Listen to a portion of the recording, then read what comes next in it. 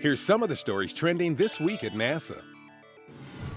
During his State of the Union address January 20th, President Obama emphasized the importance of science, technology, engineering, and math, or STEM, to maintaining a strong and competitive American economy.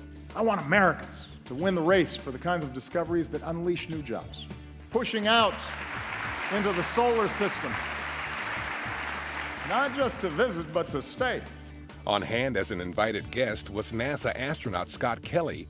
And in 2 months, to prepare us for those missions, Scott Kelly will begin a year-long stay in space. So good luck, Captain. Make sure to Instagram it. The president acknowledged how this and other NASA research and technology efforts are preparing the United States for deep space travel and returning benefits to humanity. The next day, NASA helped highlight and expand on the STEM messages from the president's address during the White House's third annual State of STEM event. During the event, NASA Administrator Charlie Bolden, White House officials, and middle and high school students discussed research happening on the space station as part of an in-flight event with NASA astronauts.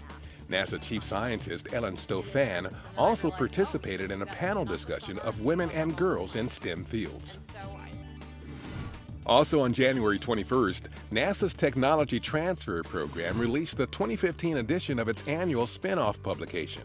Published every year since 1976, Spinoff highlights NASA initiatives that have resulted in technologies with commercial and societal benefits across the economy.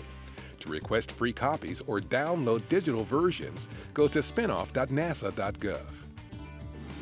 New software by NASA and Microsoft announced on January 21st called OnSight will use the company's HoloLens device to allow scientists to see objects on Mars in 3D and perform virtual work on the Martian surface.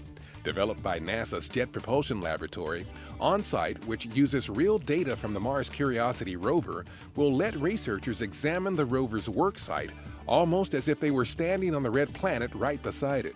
Investigators around the world will be able to meet in a 3D simulation of the Martian environment and preview the results of their work firsthand. New images taken by NASA's Dawn spacecraft as it closes in on the dwarf planet Ceres are almost 3 times more detailed than calibration images taken in early December. Over the next several weeks, Dawn will deliver increasingly better images leading up to the spacecraft's capture into orbit around Ceres on March 6th. Dawn's arrival at Ceres for a 16-month study will mark the first time a spacecraft has ever visited a dwarf planet.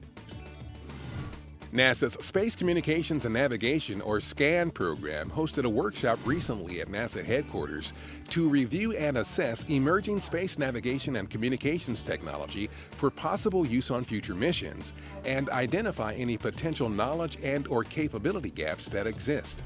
The SCAN program is part of NASA's Human Exploration and Operations Mission Directorate. The 2014 Zero Robotics Championship recently took place aboard the International Space Station.